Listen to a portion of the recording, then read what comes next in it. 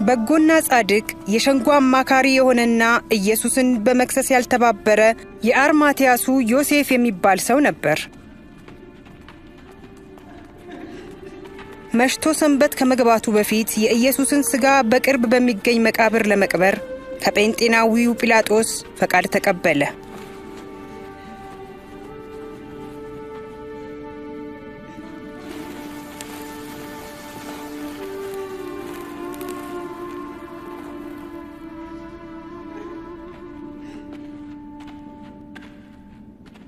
ይቅርታ አድርግልን፣ የጌታችንን ሥጋ ተከትለን መጣ።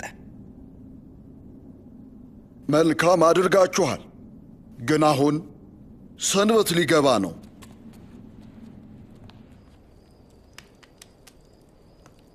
ለምን ሊገሉት ፈለጉ? እርሱ ከእግዚአብሔር ከሆነ እንዲገሉት ለምን ፈቀደላቸው?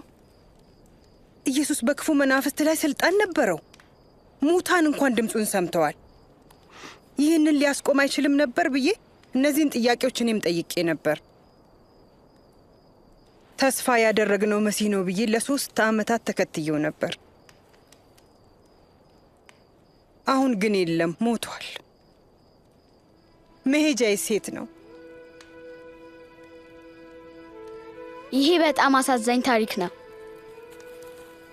ግን ታላቅና የከበረ ፍጻሜ አለው።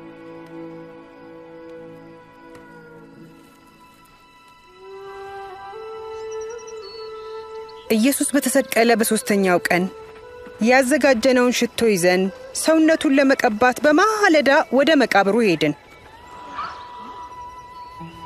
ድንጋዩ ተንከባሏል።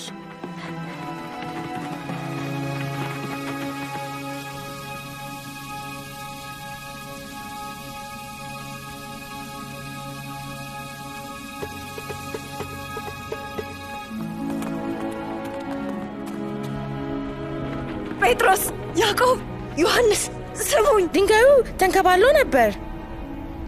ወደ ውስጥ ስንገባ የጌታችን ሥጋ ግን አልነበረም። የጌታን ሥጋ ከመቃብር ወስደውታል። የት እንዳደረጉትም አናውቅም። ምን? የጌታችን ሥጋ የለም? አዎ፣ ሂድና ራስህ አረጋግጥ።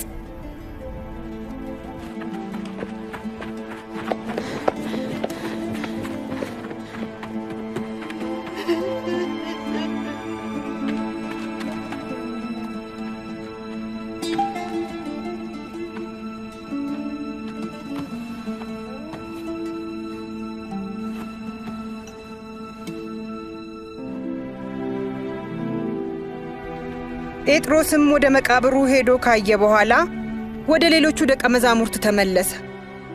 እኔ ግን ግራ ገብቶኝ እያለቀስኩ በውጭ ቀረሁ። ወታደሮቹ ወይም ፈሪሳውያን ወስደውት ይሆናል። ተስፋ ያደረግነውን ገደሉት። ቢያንስ ሥጋውን ሊተውልን ይገባ ነበር።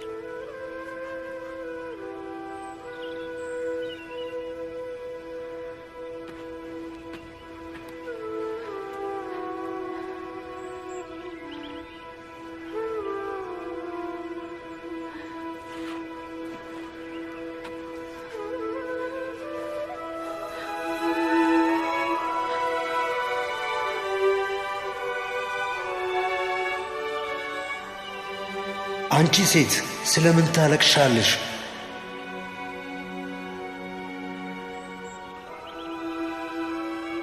ጌታዬን ወስደውታል። የት እንዳደረጉትም አላውቅም። አንቺ ሴት ለምን ታለቅሻለሽ? ማንንስ እየፈለግሽ ነው? ጌታዬ፣ አንተ ወስደው ከሆነ ወዴት እንዳኖርከው ቦታውን ብትነግረኝ። ማርያም!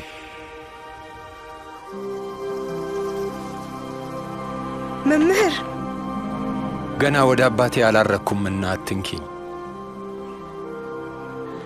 ጌታ ሆይ በሕይወት አለ?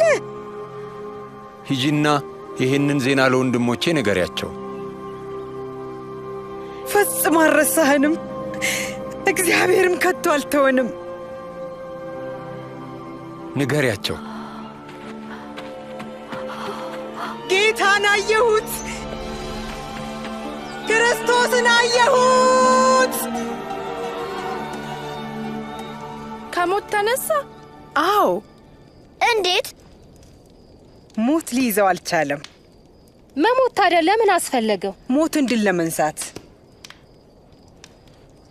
የመጀመሪያ ቀን አላወቅኩትም ነበር።